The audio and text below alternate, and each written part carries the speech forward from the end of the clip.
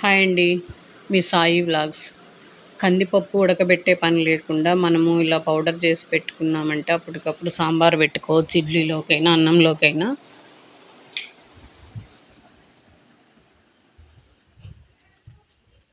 ఈ కందిపప్పు పొడి చేసుకోవడం కోసం నేను ఫస్ట్ ఒక చిన్న గ్లాసు కందిపప్పు వేసుకొని, కాస్త పచ్చిశనగపప్పు వేసుకొని మంట సిమ్లో పెట్టుకొని లైట్గా వేపుకోవాలి పచ్చివాసన పోయేదాకా.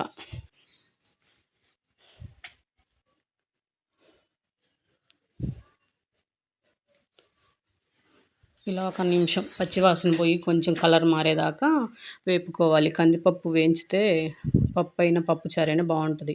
అవన్నీ వేగిపోయిన తర్వాత స్టవ్ ఆపేసుకొని కొంచెం ధనియాలు, 10 మెంతులు, కాస్త జీలకర్ర వేసేసుకొని ఒక 10 సెకండ్లు అలా వేపుకుంటే ఆ వేడికి ఇవన్నీ కూడా వేగిపోతాయి.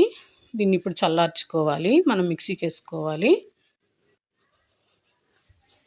ఈ పొడిని మనం మిక్సీకి వేసి పెట్టేసుకున్నాం అనుకో, గాజు సీసాలో ఎన్ని రోజులైనా నిల్వ ఉంటుంది. అవి చల్లారేలోపు నేను కాస్త చింతపండు నానవేసుకున్నాను. టీ గ్లాస్ కందిపప్పే కదా, కాస్త సరిపోతుంది. చిన్న నిమ్మకాయ సైజ్ అంత చింతపండు నానబెట్టుకున్నాను. ఇది మిక్సీ గిన్నెలో వేసుకొని ఇలా పొడి చేసుకున్నాను. కొంచెం వాటర్ వేసుకొని మనం పేస్ట్ లాగా చేసుకోవచ్చు, లేదంటే అలా పొడి అయినా వేసుకోవచ్చు.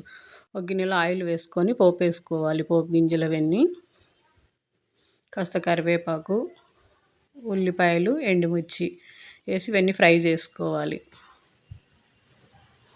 ఉల్లిపాయలు ఇవన్నీ ఫ్రై అయిన తర్వాత ఉంటే ఇంగువ కూడా వేసుకోవచ్చు. కూరగాయ ముక్కలు ఇష్టం ఉన్న వాళ్ళు అన్ని రకాల కూరగాయ ముక్కలు వేసుకోవచ్చు. ఇప్పుడు ఈ కందిపప్పులో వాటర్ వేసి పేస్ట్ లాగా చేసుకున్నాం కదా, ఆ కందిపప్పు పేస్ట్ వేసేసి చింతపండు పులుసు పోసుకున్నాను. మనకు వాటర్ సరిపడా పోసుకోవాలి. నేను 2 పెద్ద గ్లాసులు పోసాను. కాస్త పసుపు వేసుకోవాలి, రుచికి సరిపడా కారము, సరిపడా సాల్ట్ నేను 1.5 స్పూన్ వేసుకున్నాను.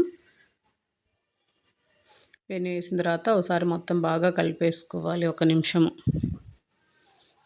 ఇలా కందిపప్పు మొత్తం కలిసేలా ఇట్లా కలుపుకోవాలి.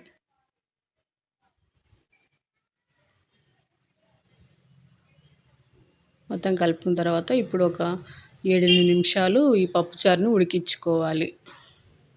మధ్య మధ్యలో కలుపుకుంటూ, అడుగు పట్టేయకుండా, పొంగిపోకుండా కలుపుకుంటూ 7-8 నిమిషాలు ఉడికించుకోవాలి.